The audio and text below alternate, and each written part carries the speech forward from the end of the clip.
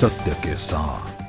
मंच पर जिनके पहले बोल से हजारों तालियां गड़गड़ाती थी, जिनके एक एक शेर पर वाह वाह गूंजती थी, वो बूढ़ी मशाल बुझ गई। हम याद कर रहे हैं उस मशहूर शायर को जिन्हें लोग मुनव्वर राणा के नाम से जानते हैं, मानते हैं और अब उन्हें श्रद्धांजलि दे रहे हैं। बेहद दुखद खबर है कि अब वो फनकार हमारे बीच नहीं है। आपको बता दें कि देश के जाने माने शायर मुनव्वर राणा की हालत बीते कुछ समय से बहुत नाजुक बनी हुई थी। राणा को लखनऊ के अपोलो अस्पताल में लाइफ सपोर्ट सिस्टम पर रखा गया था। 70 साल के इस शायर की बेटी ने बताया कि उनके पिता का अपोलो अस्पताल में गॉल ब्लैडर का ऑपरेशन हुआ, जिसके बाद से उनकी तबीयत बिगड़ गई। बेटी के मुताबिक उन्हें जीवन रक्षक प्रणाली यानी लाइफ सपोर्ट सिस्टम पर रखा गया था।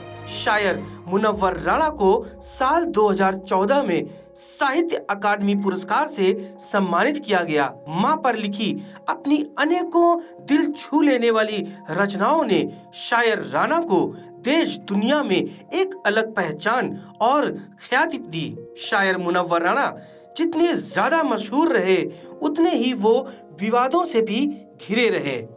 पिछले सालों में उन्होंने वाल्मीकि समुदाय की तालिबान से तुलना की, जिसके बाद बवाल मच गया।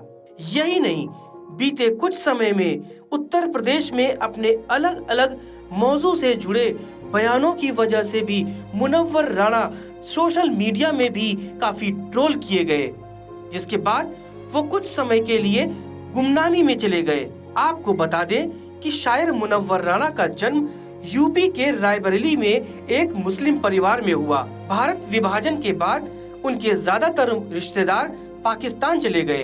तब उनके पिता थे जिन्होंने भारत में रहने की प्राथमिकता को स्वीकार किया। मुनव्वर राणा का बचपन कलकत्ते में बीता और वहीं से उन्होंने अपनी बेसिक पढ़ाई की, लेकिन उसके बाद वो लखनऊ आ गए और वहीं रच बस गए। उर्दू अदब में मुनव्वर राणा को आज सबसे बड़ा हस्ताक्षर मानते थे।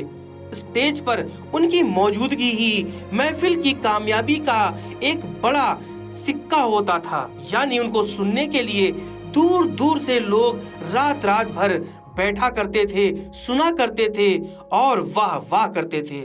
मुनव्वर ने पहली बार दिल्ली में एक मुशायरे में अपनी नज़मों को गाया। साल 2015 में उन्हें सांप्रदायिक सौहार्द के चलते साहित्य अकादमी पुरस्कार को वापस करने के लिए कड़ी आलोचना का भी सामना करना पड़ा। मुनव्वर राणा हिंदी और अवधी भाषा के शब्दों के प्रयोग से अपनी नज़मों में संवेदनशील मुद्दों को चित्रित करने के लिए भी जाने जाते रहे।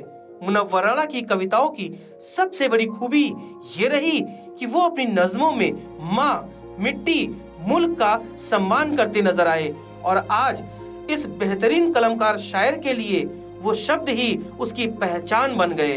टीवी न्यूज़ वायरस ऐसे बेहद कामयाब और अजीम फनकार को अपनी खराज अकीदत पेश करता है और कहता है कि नज़मों में हमेशा जिंदा रहेंगे मशहूर शायर Munawwar Rana. Bureau report, TV news virus.